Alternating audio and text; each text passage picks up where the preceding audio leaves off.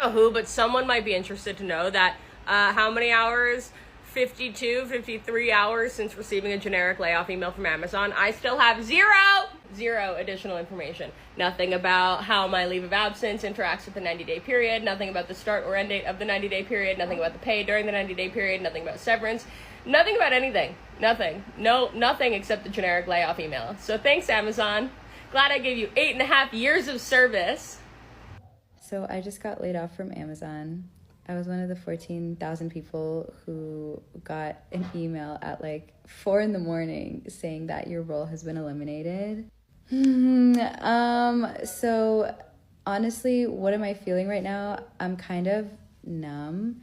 I'm kind of in shock of just how it was handled because I literally had no idea. Like literally imagine just waking up one day, it's a regular Tuesday, you check your phone, see what time it is, and you see you got an email that your role is being eliminated.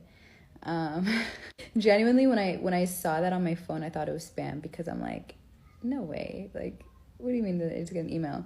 So I go on my work laptop, I find out I'm locked out of my laptop, and I check my email, I lost access to my laptop, I don't have badge access, I literally haven't heard anything from my manager, hear nothing from my coworkers, and it's just like you're just locked out. And it's so crazy because so I was there for only like a little over a year, but I have a coworker who was there. It was gonna be his 13th anniversary, being there for 13 years, and this is the way that we find out, and it's just kind of like. It's just so crazy to me because like you spend so much of your energy at your job, right? And for you to just find out in this way, it's like a very shitty feeling. I'm gonna be so honest. It's like, well, what was the point of me doing any of that? And like, as someone who has quote unquote done the right thing, like I'm a child of immigrants, so I had to I chose the engineering route, but I studied engineering in college. I had 4 internships in undergrad. I 2 of them were in big tech. After graduating, I was at Microsoft, and now I'm at Amazon. And it's like, on top of that, never have gotten negative feedback for any of my performance reviews. And it's like, you can do everything right, but at the end of the day, your future is not in your hands when you work for someone. And it's like, it just blows my mind because I feel like as a society, we, especially like when you come from like a family of immigrants, like, you know, work hard to get a really good job, work in corporate, don't do anything risky. And it's like you do that and you literally have no control if you get a bad manager. You have no control if what you're working on gets deprioritized, or, you know, the company decides to be more lean and make things less bureaucratic. Like you have no control over that. And like I feel like I just worked so hard to do the right things, and this was such a huge slap in the face of like, I always had an entrepreneurial spirit in me, and I've always wanted to do that, but like this experience honestly like is screaming to me that it really, you will never feel safe or secure without you like doing something for yourself. But yeah, so crazy. I'm still processing it, to be honest. I'm just like it doesn't feel human the way that we found out. Like, I didn't even talk to my manager. None of that happened. Like, I literally thought it was gonna be a regular day. I wake up, I'm cut out of everything, and you're just kind of expected to carry on with your day.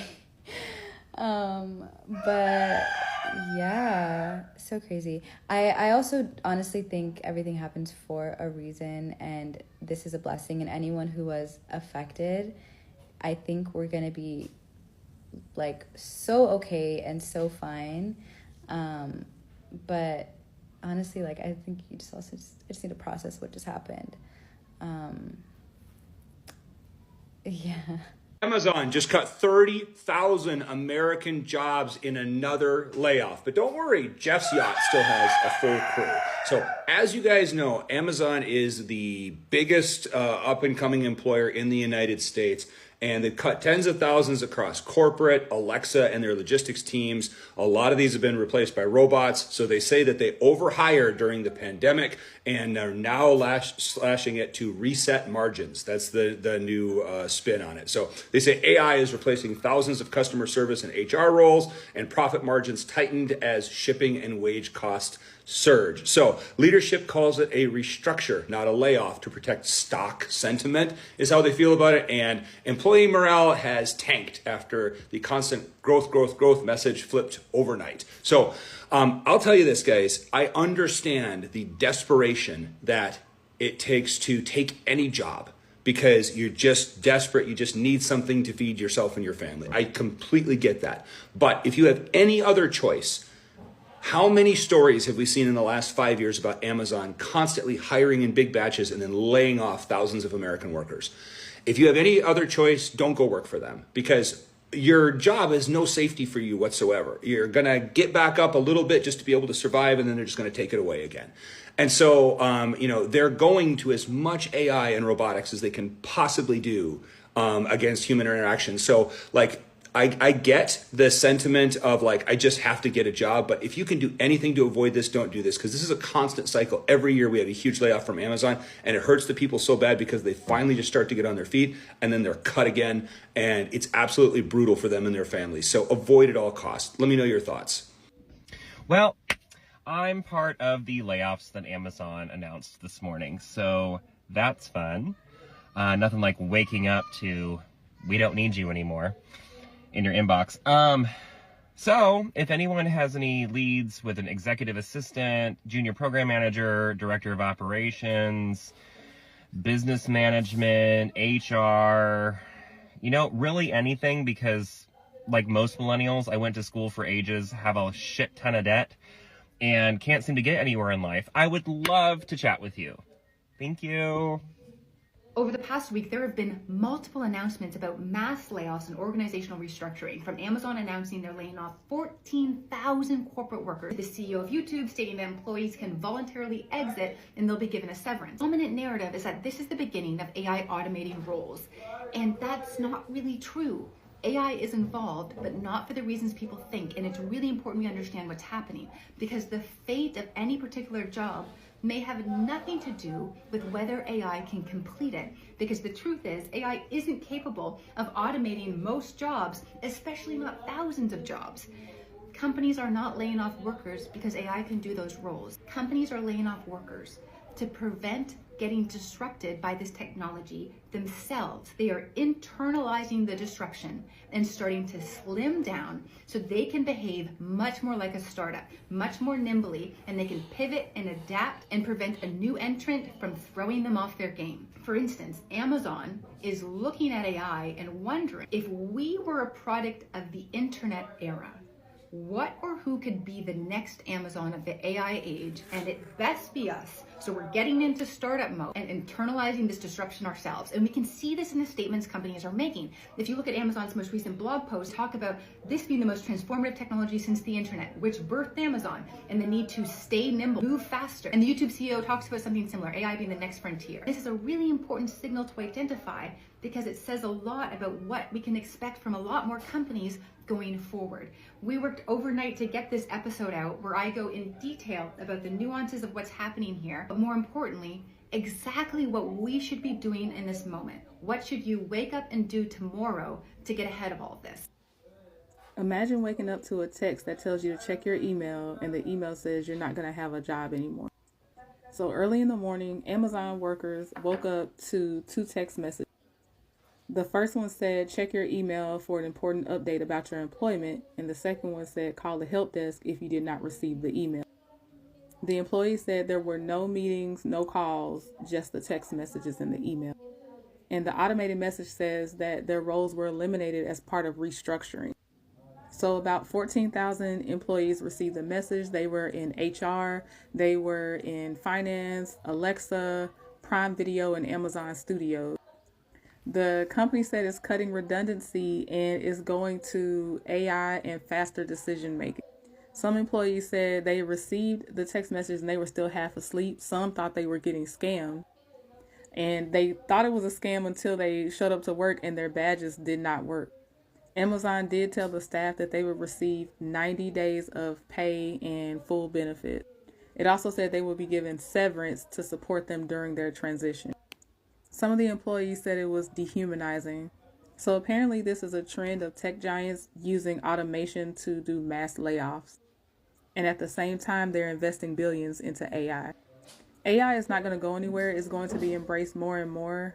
So some of the things that some can do, and I know this doesn't work for everybody, but it's to go ahead and learn how to be a prompt engineer or a coder, or just get into the IT side where you can, and also follow some of your other passions and things, because companies will lay you off without a second thought. I need you to understand one thing. If Amazon can cut 14,000 jobs 62 days before Christmas, what makes you think that your job would not cut you? What makes you think your job is safe? Guys, we are living in times where employers don't give a damn about you being a 3-time employee of the month, a 3-time employee of the year, how much brown nosing you do, how much overtime you work, how much sacrificing you did for the company, neglecting your family. They don't care, guys. These jobs only care about the income that they can make for the company, and they're going to pay you as less as possible, but work to get the most out of you to accomplish that. And if they have to cut you to meet those numbers, those analytics, then guess what? Get ready, because they're going to treat you like trash going out on a Friday. Being somebody who know, because that's what happened to me at my job. But not only that, guys, 84 million people are supposed to lose their jobs in 2025 thanks to layoffs and firings. And this should be a clear sign to you that if the big tech companies can lay off people who are making hundreds and $200 an hour, what do you think they'll do for you making $15 to $20 an hour? Guys, I haven't had a job in 2 years, all because of having to work from home, being able to work from home, travel, build a business that generates me a comfortable 5 figures every month on complete autopilot. And I never have to speak to nobody, get on the phone and talk to nobody or nothing. And that's all thanks to digital marketing. That's all thanks to the online space and social media and this cell phone. Good morning. It is the holiday season, otherwise known as layoff season in corporate America. And this year is proving to be a little bit more egregious with some of those Q4 layoffs that we're used to seeing. So obviously we're seeing larger numbers than we've seen in the past. I think some of this is a couple of things combined. I think a lot of companies right now are blaming AI. I think some of it is AI driven. I think some of it honestly is big companies do not want to admit that they are piss poor at workforce planning and hiring needs. So I think we saw this huge push after that respiratory virus that we all experienced in 2020. And so we're seeing some right sizing from that. So if you are impacted by layoffs this holiday season, don't despair. I've got some tips for you. The first thing is to go ahead and make sure that you have your mind in a good place. This layoff is not your fault. It is not performance-based, and it is happening to tens of thousands of people other than you. So please, please, please do not let this impact your self-esteem, your self-worth. This is not because of you. This is about the ineptitude and correction in some cases, small cases, of corporate America. So that's the first thing is get your mind right. The second thing is stop looking at big corporations to be your source of your next job. They ain't it anymore. Start networking, start talking to people you know, and then go find small companies to apply to. Small to medium-sized firms may not be able to pay you what you were making, may not have the same benefits package, but trust me, that is the future of work stability and the future of hiring. So go look at small companies. The third thing is decide your priorities. Is it pay? Is it remote work? Is it benefits? What is your priority? Because odds are you're not going to be able to get all three to be equivalent to where you were. So decide your priority. Fourth, final, I save the best for last, most important tip I can give you. If you need to work, do not sit on your severance pay and start a job search in January unless you are seriously considering a second act career. And the reason I say that is companies that are hiring in Q4 need those jobs filled, and they are not going to be seeing the number of applicants that other roles have seen, or that roles will see after the first of the year. So do not make the mistake of saying, I am going to start my job search after the first of the year. Hit it hard over the holiday season, and good luck, everybody. Our layoffs continue. CarMax is laying off. If you did not know, their sales are down 20% this year. Target is laying off. Amazon is laying off. General Motors is laying off. UPS has already done 48,000 layoffs, and we still have another 2 months left in the rest of the year. Layoffs are skyrocketing, and this is due to horrible economic policies. It is very important for you to track layoffs right now, and there is a layoff website, warntracker.com. You can go there to warntracker.com, type in the year and also your state. You will see there are thousands of people getting laid off. It'll give a 60-day notice, the state and the company. Hi, my name's Christina. I have a master's degree in business. We are collapsing our economy every single day. This is all 100% self-inflicted. Not only are there layoffs, but there are 0 jobs being created. So layoffs, no new jobs is a big problem. Light up those comment buttons. And if you have a place that's laying off just like this, drop it in the comments. Let's keep each other in the loop. Hi guys, my name's Layla. I'm the daughter of a federal employee, and I just wanted to come on here to talk about the government shutdown and bring more awareness on it. I feel like a lot of people don't know a lot about the issue or have just forgotten about it because it's been 35 whole days, which is making it the longest government shutdown in history. It's about to go on 36, and it seems like there's absolutely no end in sight whatsoever. Anyways, I do not want this issue to go unnoticed or forgotten about because it is a very much current issue that we're living in right now. My mom, just for reference, she's considered an essential employee and for like the federal government, and she is not getting paid at all, as every federal worker obviously, but she is expected to come in and act like everything is normal, do her job, operate properly, and that's just like absolutely ridiculous if you ask me. We should not be expecting federal workers or human beings or any people to be coming into work, not getting paid, and act like everything is perfectly normal and be able to function and do their job properly. It is an absolutely ridiculous ask of these people. She is furloughed 1 day, so she gets 1 day to stay at home, but then the other 4 days of the work week, she is expected to come in, act happy, and that's just not the reality. Like, nothing about the situation is happy, is exciting, is joyful. It's actually heartbreaking, and it's having so many negative effects on those workers, on the families of those workers. Today was my mom's furlough day off, and I just gave her a quick call, and what she had told me was that now at her job they have taken away mental health resources for the workers. There's no professionals there. They used to have professionals there that specialized in mental health and like emotional support, and now they've taken them away in this like hard time of need at like the worst possible time. So it's like my mom can't even go to work and talk to someone about what she's going through. Also, financially, this is like a huge burden. You can only dig into savings so long before you have nothing left, you know what I mean? So it's not even like, oh, why aren't you digging into your savings? Trust me, we are, but it's not enough. My mom just called the mortgage company the other day, and what they had told her was they had no plan. They were completely dismissive, completely no empathy or sympathy from these people, no plan set into stone. because this is not an ending thing. This is not ending anytime soon. It doesn't seem like it. And they have no plan. They just expect money. They expect us to make these bills and payments that we're not able to make right now. There's been so much focus on the SNAP benefits being not allocated for this month, and obviously that's just as terrible and heartbreaking. But what about the federal employees and their families who never receive those benefits, never will, and that's fine because at the time, whatever, we didn't really need them, right? But now it's getting to the point where my mom has to choose between lunch and dinner. And I'm not bringing that up to invalidate anyone's hardships or experiences right now, or anyone who's on benefits at all.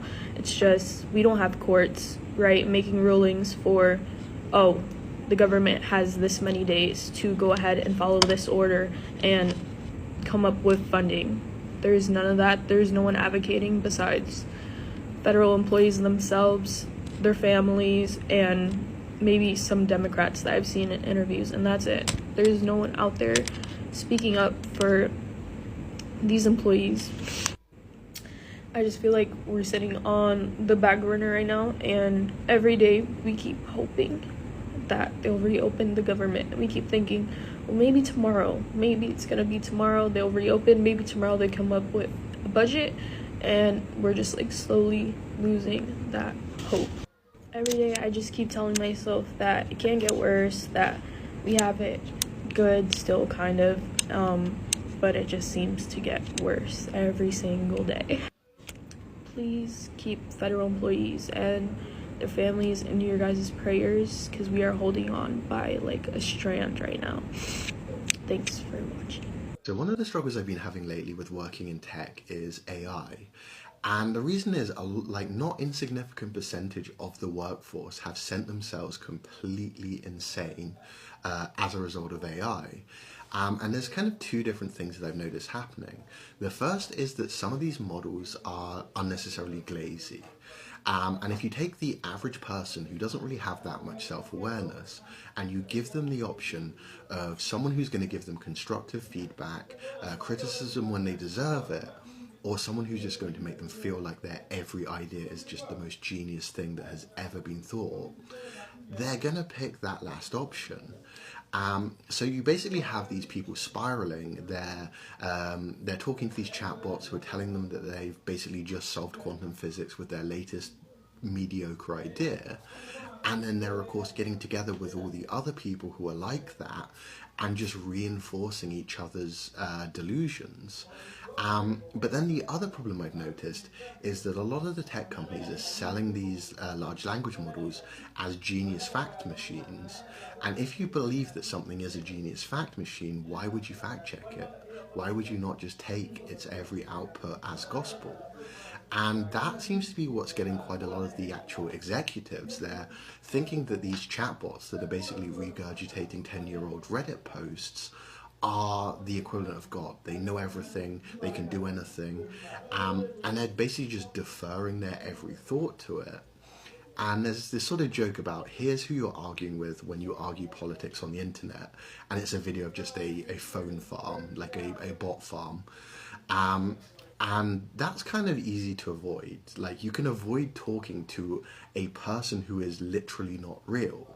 But when that person is the executive of a Fortune 500 company, and they have essentially, for all intents and purposes, become a bot because they are deferring their every thought to ChatGPT, that's very hard to avoid. And I've got to the point where, honestly, I want to just retire, not think about tech for the next however many years it's going to take for this to all blow up, and then come back when there's only sane people left. Well, I mean, there were never any sane people in tech. I mean, when the more sane people are left. Because right now, it honestly feels like half of the executives, half of the workers are essentially indistinguishable from bots. If you're looking for evidence that AI is already replacing jobs, then look no further than Amazon. They just announced mass layoffs, 14,000 jobs going just in this round, and they're making it pretty clear there will be more. What we need to remember is that the world is changing quickly. According to Amazon's Senior Vice President of People Experience, She wrote this in a memo to staff: "This generation of AI is the most transformative technology we've seen since the internet, and it's enabling companies to innovate much faster than before." So the Amazon CEO has already blogged about this, saying that efficiency gains from artificial intelligence would allow the company to eventually have a reduced human workforce. It feels like any job that can be automated there will be. AI experts, though, warning that the tech just isn't there yet, and companies think it's going to be there much quicker than it actually is. Did you guys see this headline, which I'll put up right here? It was basically the CEO of Amazon saying that 14,000 layoffs were not about AI or finances, they were about culture. And I thought, man, this has got to be The Onion. There's no way that the CEO is actually saying, I mean, they're not even telling the truth anymore, right? They're not even trying to hide behind the reason that they're doing this, right? And so the article basically says, hey, it's about the culture. We need to get leaner. When we grew, we put too many layers in there. And so curious, I looked up his compensation package to see, right, is he looking at long-term? Is there really a culture component to this? Absolutely not. I think 97% of his or 96% of his compensation is tied to stock performance. And so the more he can manipulate it as his stock vests, the more it's going to make him wealthier. So let's put it this way. So if it was a culture play, as he claims, then why would you announce the layoffs, 2 days before the earnings call when you were going to announce even stronger revenue and financial performance, right? Why? Just coincidence that that's when you're going to do it? No, because the stock price surged, and guess who profited from it? Andy Jassy, whose net worth increased, not even net worth, just his compensation increased $53 million in those 2 days because of the stock price, right? So yeah, that's culture. The only culture is the money-making culture for the C-suite and shareholders. And again, I don't fault shareholders. I own stock. I want them to be profitable. My only point is to you, the folks that are still stuck in corporate, supporting these goals, not seeing a dime of that, or if you're on a stock option plan, then you're probably not following me. But if you're just done with corporate and this crap, right? I mean, it is purely profit over people. There's no denying it. But as long as you understand that and you're getting something out of the transaction, then maybe it makes sense. But like I said, if you hate your job, don't like your job, and you just see more and more of this, you do have alternatives. Like I said, it's the time and the place. Small businesses are looking for folks with experiences that you have.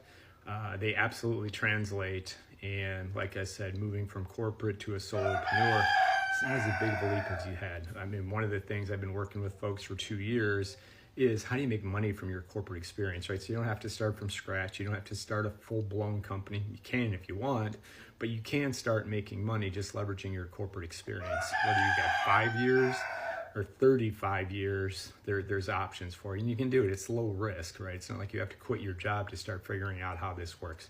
Anyway, if you're curious at all, like I said, I've got a Slack channel for potential escapees, right? So folks still in corporate but looking for alternatives. Or if you've been laid off, check out the Slack group, connect with some others. And I've also got a free starter kit just to help you think about what does life outside of corporate look like and what are the things you should be considering. So anyway, if you're still in corporate, good luck.